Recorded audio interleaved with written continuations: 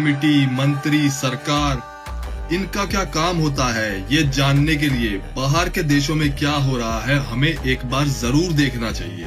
Refined carbohydrates, added sugars, ultra-processed food. This study in JAMA now shows that 60% to 70% of kids are getting their calories from ultra-processed foods.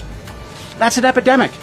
We now have a generation of kids addicted to refined carbohydrates, low in protein.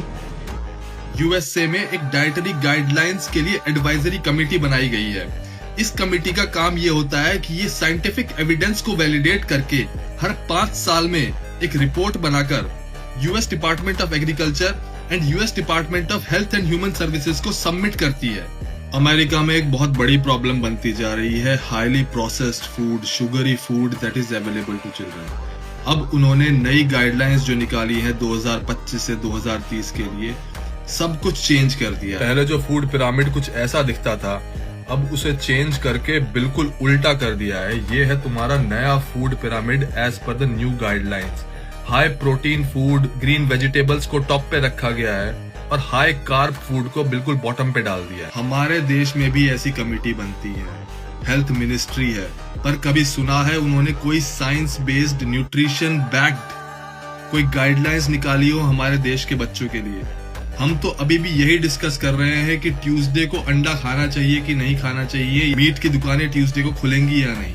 San Francisco city attorney ने बड़ी बड़ी multinational companies Coca Cola, PepsiCo, Heinz, Mars, Kellogg's, Nestle, इन सब पर law suit file किया है क्योंकि ये मिस मार्केटिंग कर रहे हैं। हाईली प्रोसेस्ड शुगरी फूड को हेल्दी बोलकर बच्चों को बेचा जा रहा है।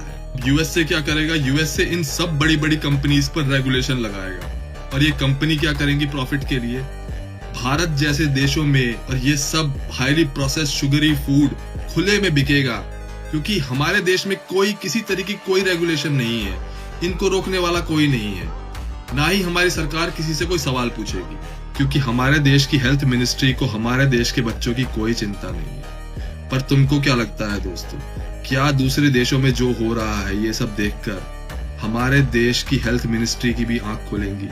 क्या वो हमारे देश के बच्चों के भविष्य के बारे में भी कुछ सोचेंगे? मुझे कमेंट करके जरूर बताना। जय हिंद।